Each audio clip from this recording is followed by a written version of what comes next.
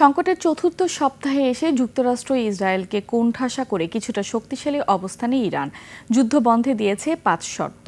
পাল্টা জবাবে ইরানের কাছে ১৫ দফার শান্তি প্রস্তাব পাঠিয়েছে যুক্তরাষ্ট্র।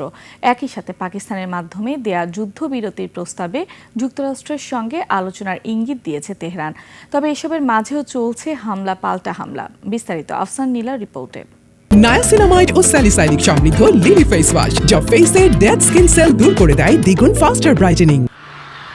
ইরান যুদ্ধ পরিস্থিতি নিয়ে নানা দ্বিধাদ্বন্দ্বের মাঝে এবার আলোচনার ইঙ্গিত দিল তেহরান। পাকিস্তানের মাধ্যমে দেয়া যুক্তরাষ্ট্রের যুদ্ধবিরতি প্রস্তাব পেয়ে পাকিস্তান বা তুরস্ক সম্ভাব্য আলোচনার ভেন্যু হতে পারে বলে জানিয়েছে ইরান।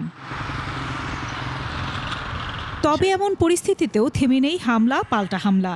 ইরানের বুশেহর পারমাণবিক কেন্দ্রে নতুন করে হামলা চালিয়েছে ইসরায়েল। এর আগে যুদ্ধ বন্ধের চুক্তিতে পৌঁছাতে ৫ শর্ত দেয় ইরান, যাতে আছে নতুন করে উন্মাদনা তৈরি না করা ও হরমুজ প্রণালীর নিয়ন্ত্রণ ইরানের হাতে থাকার শর্ত। অন্যদিকে ইরানের কাছে ১৫ দফার একটি শান্তি প্রস্তাব পাঠায় যুক্তরাষ্ট্র, যেখানে আছে হরমুজ প্রণালী উন্মুক্ত রাখা ও একে একটি মুক্ত সামুদ্রিক অঞ্চল হিসেবে ঘোষণা করার শর্ত। আর এসবের মাঝে ট্রাম্প সাফ জানিয়েছেন যুদ্ধে জয়ী হয়েছে যুক্তরাষ্ট্র। নতুন করে কয়েক হাজার সেনা পাঠানোর পরিকল্পনাও করছে ওয়াশিংটন।